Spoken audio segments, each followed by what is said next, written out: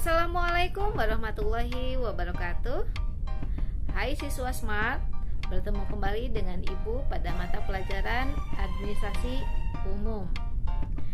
Pada kesempatan kali ini kita akan mengamati dan memahami tentang KD 3.2, menganalisis jabatan, tugas, dan tanggung jawab pekerjaan pada kegiatan administrasi. Berikut adalah penjelasannya. Analisis jabatan digunakan sebagai dasar untuk merekrut, menentukan rentang gaji dan tingkat atau nilai, mendirikan jabatan, menciptakan tujuan kerja karyawan, dan melakukan penilaian terhadap kinerja karyawan. Dalam bahasa Inggris, analisis jabatan dikenal dengan istilah job analysis. Dalam bahasa Indonesia bisa diterjemahkan langsung menjadi analisis pekerjaan. Nah, analisis jabatan ini adalah salah satu fungsi penting dalam manajemen sumber daya manusia untuk menempatkan orang yang tepat pada posisi yang tepat. Output dari analisis jabatan adalah deskripsi jabatan atau job description dan spesifikasi jabatan yang disebut dengan job specification. Deskripsi jabatan menjelaskan tentang suatu jabatan, tugas, tanggung jawab, wewenang, dan sebagainya. Sedangkan spesifikasi jabatan adalah informasi tentang syarat-syarat yang diperlukan bagi setiap karyawan agar dapat memangku suatu jabatan dengan baik. Selanjutnya adalah tujuan analisis jabatan atau job analysis. Job analysis atau analisa jabatan meliputi pengumpulan dan pencatatan data terkait pada pekerjaan serta jabatan, seperti pengetahuan dan keterampilan yang dibutuhkan untuk melakukan pekerjaan, tugas, serta tanggung jawab, kualifikasi pendidikan serta pengalaman yang dibutuhkan, serta karakteristik dan emosional yang dibutuhkan untuk melakukan pekerjaan sesuai dengan yang diinginkan dari manajemen perusahaan. Selanjutnya adalah tujuan. Yang pertama adalah rekrutmen dan seleksi. Analisis jabatan membantu manajemen untuk menentukan jenis orang yang dibutuhkan untuk mengisi jabatan atau melakukan pekerjaan tertentu. Analisis jabatan menunjukkan kualifikasi pendidikan, pengalaman kerja, keterampilan teknis, fisik, emosional, serta keahlian pribadi seseorang untuk bisa melakukan pekerjaan dan mengisi jabatan yang dibutuhkan. Tujuannya ialah untuk mendapatkan orang yang tepat untuk melakukan pekerjaan yang sesuai atau mengisi posisi jabatan yang tepat. Tujuan yang kedua adalah menilai kinerja karyawan. Dengan analisis jabatan ini, manajemen bisa memeriksa apakah sasaran dan tujuan pekerjaan yang dibebankan ke karyawan yang bersangkutan sudah tercapai atau belum. Hal ini dikarenakan job analysis juga membantu untuk menentukan standar kerja, kriteria evaluasi dan hasil kerja individu atau karyawannya. Maka, keseluruhan kinerja seseorang karyawan bisa diukur dan dinilai sesuai dengan dokumentasi pekerjaannya. Tujuan yang ketiga, pelatihan dan pengembangan. Analisis jabatan atau analisis pekerjaan ini juga bisa dipergunakan untuk menilai kebutuhan pelatihan dan pengembangan karyawan. Perbandingan antara hasil kerja yang diharapkan dengan kenyataan atau aktual kinerja karyawan menentukan tingkat pelatihan yang perlu diberikan kepada karyawan tersebut. Dengan job analysis ini, manajemen bisa menentukan isi pelatihan, peralatan serta perlengkapan yang digunakan untuk melakukan pelatihan, serta metode yang akan digunakan untuk pelatihan. Selanjutnya, yang keempat, manajemen kompensasi. Job analysis atau analisis pekerjaan ini memakai peranan yang penting dalam menentukan paket gaji, tunjangan dan insentif karyawan. Tentunya paket gaji seorang karyawan pada dasarnya tergantung pada keadaan, jabatan, tugas, dan tanggung jawab yang terlibat dalam suatu pekerjaan. Proses ini membantu untuk manajemen, khususnya manajer sumber daya manusia, untuk menentukan kompensasi yang harus diberikan pada karyawan yang melakukan pekerjaan tersebut. Selanjutnya adalah fungsi analisis jabatan. Analisis jabatan juga mempunyai fungsi lain, yakni yang pertama, pengadaan tenaga kerja. Spesifikasi jabatan adalah standar personalia yang dipergunakan sebagai perbandingan para calon tenaga kerja. Isi spesifikasi jabatan akan memberikan dasar pembentukan prosedur seleksi. Yang kedua adalah pelatihan.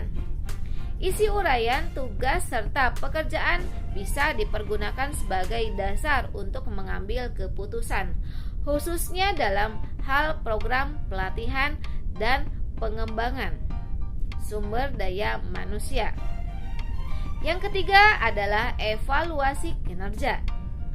Persyaratan serta uraian jabatan bisa dinilai sebagai dasar untuk menentukan nilai pegawai dalam pemberian kompensasi yang layak. Yang keempat, penilaian prestasi. Untuk menentukan apakah pekerjaan bisa diselesaikan dengan baik, maka deskripsi jabatan akan sangat amat membantu untuk pemilihan sasaran pekerjaan. Yang kelima, promosi dan transfer pegawai. Informasi serta data pegawai akan membantu proses pengambilan keputusan sebagai dasar program promosi dan transfer pegawai. Selanjutnya adalah manfaat analisis jabatan. Analisis jabatan memiliki 7 manfaat untuk memimpin suatu perusahaan atau organisasi. Salah satu manfaatnya adalah untuk memecahkan masalah tentang kepegawaian, khususnya yang saling berhubungan dengan tugas yang harus dia lakukan di perusahaan tersebut. Berikut beberapa manfaat analisis jabatan, antara lain yang pertama adalah sebagai penarikan serta seleksi tenaga kerja. Yang kedua, sebagai penempatan posisi tenaga kerja. Yang ketiga, sebagai penentu pendidikan atau pelatihan dari tenaga kerja. Yang keempat, sebagai keperluan dalam penilaian kerja. Yang kelima, sebagai perbaikan syarat dalam pekerjaan. Yang keenam, sebagai alat promosi jabatan pada tenaga kerja. Yang ketujuh, sebagai perencanaan organisasi. Selanjutnya, tahap-tahap dalam analisis jabatan atau pekerjaan. Berikut tahap-tahap dalam melakukan analisis jabatan atau pekerjaan.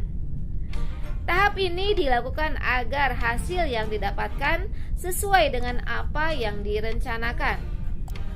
Tahap-tahap tersebut yakni: yang pertama adalah persiapan awal. Ada 2 hal yang harus dipersiapkan dalam mengidentifikasi pekerjaan serta penyusunan daftar pertanyaan. Proses identifikasi pekerjaan tergantung besar kecilnya perusahaan. Dalam perusahaan kecil, proses identifikasinya lebih sederhana dibanding dengan perusahaan besar. Karena dalam perusahaan besar, identifikasi pekerjaan bisa disusun atas dasar label organisasi, catatan pembayaran gaji, penyedia, serta sebagainya. Tahap selanjutnya ialah pemutusan tentang informasi yang didapat agar memberikan hasil yang berguna. Untuk itu, perlu disusun daftar pertanyaan yang isinya mencakup status dan identifikasi pekerjaan, fungsi, tugas, manfaat, serta tahapannya. Yang kedua adalah pengumpulan data. Sebagai tindak lanjut dari analisis jabatan atau pekerjaan, ada 5 teknik cara pengumpulan data, yakni observasi. Observasi adalah pengamatan langsung terhadap subjek yang akan diamati selama melaksanakan tugas. Kelemahan yang didapat yakni memakan biaya yang sangat banyak, lambat dan kurang akurat. Adapun kebaikannya yakni memungkinkan analisis memperoleh informasi dari tangan pertama, memungkinkan analisis untuk mengenal kondisi kerja, keterampilan, serta peralatan yang akan digunakan. Selanjutnya adalah wawancara. Dengan melakukan wawancara dengan karyawan, baik yang menempati posisi karyawan maupun atasan, sehingga bisa memeriksa kebenaran tanggapan yang diterima. Hal ini dipergunakan untuk mencari ketepatan informasi. Selanjutnya adalah kuesioner. Pendekatan ini akan memungkinkan banyaknya pekerjaan yang bisa dipelajari secara bersamaan serta dengan biaya murah. Selanjutnya adalah logs.